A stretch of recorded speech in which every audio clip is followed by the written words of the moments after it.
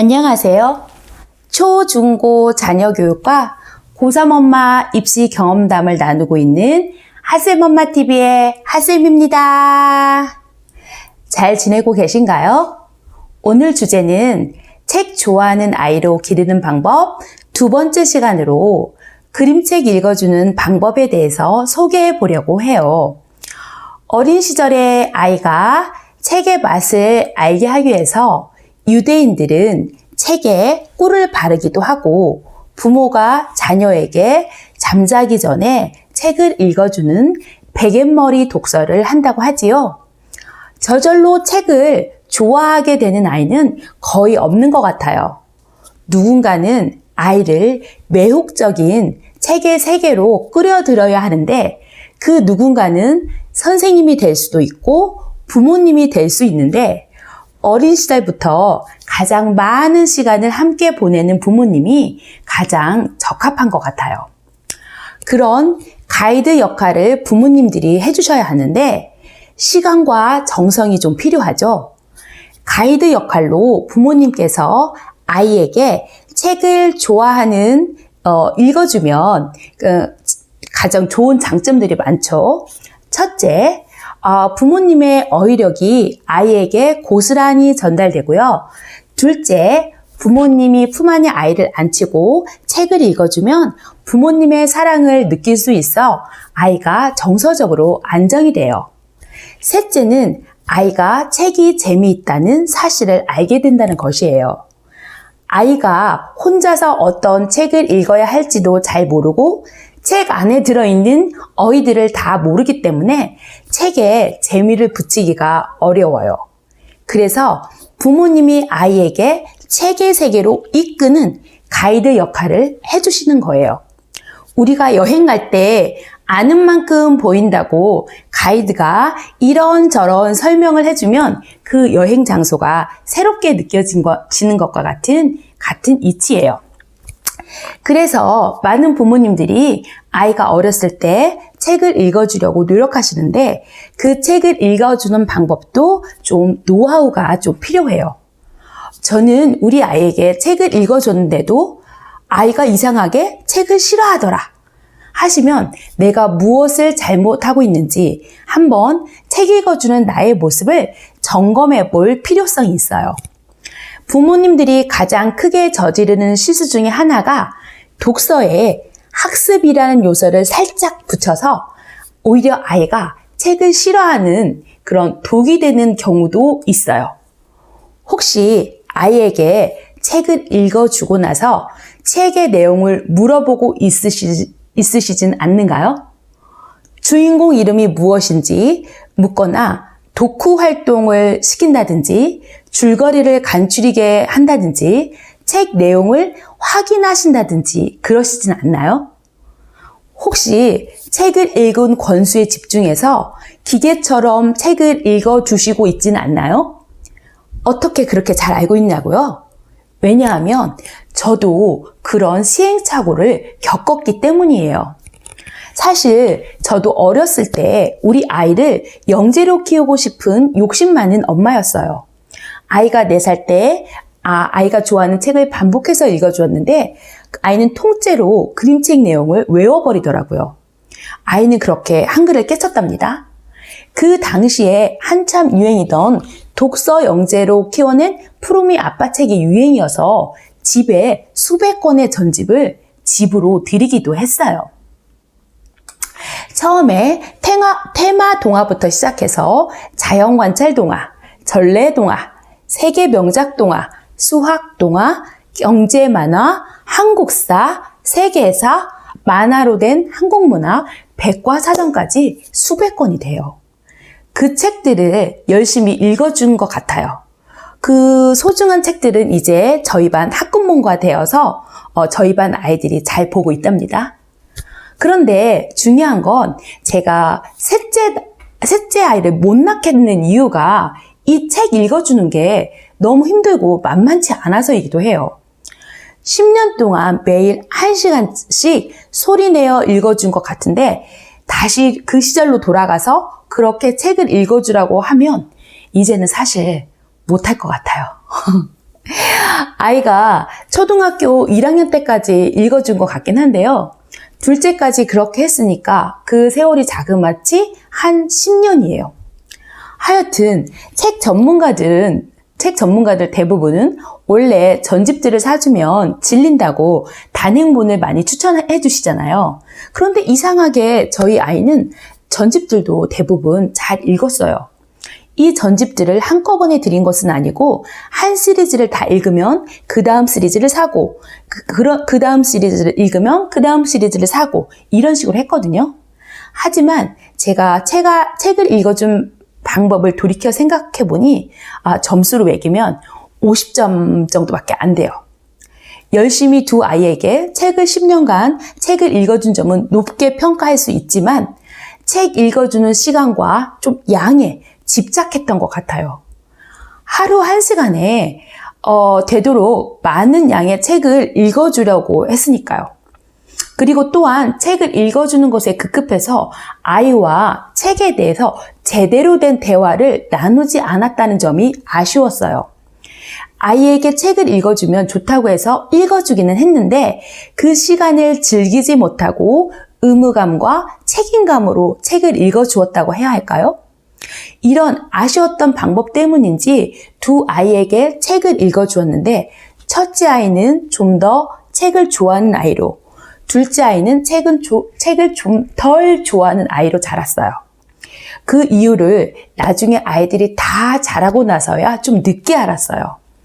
우리 시청자분들은 저와 같은 그런 시행착오를 겪지 않으셨으면 하는 마음에서 제가 깨닫게 된 책 읽어주는 방법에 대해서 알려드려 볼게요.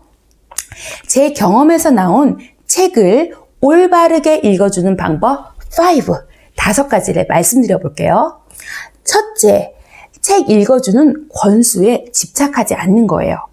하루 한 권을 읽어주어도 충분해요.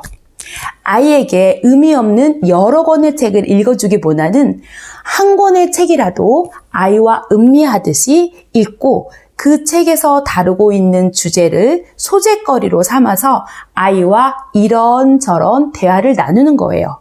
그러면 아이의 공감 능력과 정서 지능이 좋아지거든요. 둘째, 아이에게 책의 내용을 확인하려고 들지 마세요. 여행 가이드가 자신이 설명한 내용을 시험하려 들면 여행의 맛이 나겠어요? 여행지가 시험 보는 공부지가 된다면 그런 여행은 다시는 가고 싶어지지 않게 될 거예요. 여기에 덧붙여서 아이에게 책을 읽어주고 독후 활동을 강요하지 말라고 말씀드리고 싶어요. 책 읽기와 더불어 글쓰기에도 욕심이 나시는 부모님들이 계실 거예요. 제가 생각했을 때 책 읽기에 1이라는 에너지가 쓰인다면 글쓰기는 책 읽는 에너지의 10배 정도의 10이라는 에너지가 쓰여요. 그래서 글쓰기가 어려운 거고요. 글쓰기가 자유로워지려면 머릿속에 든 배경 지식이 많아야 술술 쓸 수 있는데 아이에게 책 읽어주고 글쓰기를 강요하면 이제 막 걸음마를 뗀 아이에게 달리라고 하는 거나 마찬가지예요. 글쓰기에 타고난 영재라면 모를까? 대부분의 아이들은 인풋이 차고 넘쳐야 아웃풋이 나와요. 그래서 우물에서 숭늉을 찾는 격이라고 할까요? 그래서 저는 특히 초등학교 저학년에서는 독후 활동을 강요하지 않았으면 좋겠어요. 초등학교 저학년 때까지는 책을 읽어주시고 그 이야기에 대해서 아이와 이런저런 이야기를 주고받는 정도만으로도 충분해요. 부모님이 읽어주신 책이나 아이가 자신이 읽은 책이 어느 정도 되는지 확인해보고 싶다면 날짜와 제목, 지은이 또는 한 줄 느낌 정도면 충분하다는 생각이 들어요. 책 읽어주고 독후 활동을 강요한다면 아이는 아마 책에서 멀리 도망가 버리고 말 거예요. 셋째, 읽어주는 책 선정은 되도록 아이의 관심사를 존중해 주세요. 저희 집에는 아이들이 어렸을 때 전집들이 있어서 아이가 관심 있는 책을 골라오게 해서 책을 읽어주었어요. 지금은 1학년 담임을 맡고 있는데 일주일에 한 번씩 아이들과 도서관에 가서 자신이 관심 있어 하는 책 2권 정도를 대출해서 집에 가서 부모님과 함께 책 읽기를 과제로 내주고 있어요. 아이들에게 물어보면 대부분의 아이들이 부모님께서 책을 잘 읽어주셨다고 해요. 2학기에는 부모님과 책을 번갈아 가며 책을 낭독하며 읽는 그런 것을 과제로 내주려고 계획 중이에요. 책을 소리내어 읽는 것을 보면 우리 아이의 읽기 수준이 어느 정도인지 가늠할 수가 있거든요. 책을 줄줄줄 읽을 수 있으면 아이의 읽기 독립이 어느 정도 완성되어 간다고 볼 수가 있는데 책을 떠듬떠듬 읽는다면 우리 아이는 아직 읽기 독립이 안 되었다고 보시면 돼요. 그런 아이한테는 책을 좀 더 읽어주셔야 하고요. 넷째, 아이와 책 읽어주는 시간을 아이와 수다 떠는 시간으로 가볍게 생각하시라고 말씀드리고 싶어요. 책을 공부와 연관 지으면 책 읽어주는 시간이 가벼워질 수가 없어요. 아이에게 책을 읽어주며 아이와 함께 책 내용에 공감하고 아이는 그런 상황이면 어떻게 할 건지 질문하고 대화하는 시간으로 삼는 거예요. 책을 통한 아이와의 대화는 아이가 자신의 생각을 말로 표현할 수 있는 표현력이 좋아지고 평상시 우리 아이의 생각과 관심거리에 대해서도 알 수 있으며 이런 시간은 아이와 부모와의 관계 형성에 좋은 시간이 돼요. 예를 들자면 비가 오는 날에 라는 책을 읽어주면 우리 땡땡이는 비 오는 날에 무엇을 하고 싶은지 물어보고 엄마는 비가 오는 날이면 무엇을 하고 싶은지도 아이한테 이야기해 주는 거죠. 책은 아이와 대화를 나눌 수 있는 좋은 소재거리가 되어준답니다. 5째, 책 읽어주는 시간은 잠자리에서 읽어주면 좋다고 하는데 저는 워킹맘이어서 그런지 아이가 졸린 시간에 저도 같이 졸려서 잠자기 전에 책을 잘 못 읽어주겠더라고요. 그래서 저는 저녁 먹고 설거지까지 마치고 난 8시에서 9시 사이에 그 1시간 동안 책을 읽어주었었고 그 아이들이 3, 4학년이 되어서 읽기 독립이 되자 그 시간에 저와 아이들이 함께 책 읽는 시간이 되었어요. 책 읽어주는 시간은 엄마와 아이가 편한 시간이면 돼요. 자, 오늘의 내용을 한번 정리해 볼까요? 우리 아이에게 올바르게 책을 읽어주는 방법으로는 첫째, 읽어주는 책의 권수에 집착하지 말고 하루에 한 권의 책을 읽어주어도 천천히 음미하며 읽어주세요. 둘째, 아이에게 책의 내용을 확인하려 들지 말고 아이에게 책을 읽어주고 독후 활동도 강요하지 마세요. 셋째, 읽어주는 책 선정은 아이의 관심사와 흥미를 고려해 주세요. 넷째, 아이와 책 읽어주는 시간을 책의 내용을 소재로 해서 아이와 수다 떠는 시간으로 가볍게 생각하세요. 5째, 책 읽어주는 시간은 아이와 엄마가 편한 시간으로 정해주세요. 어떻게?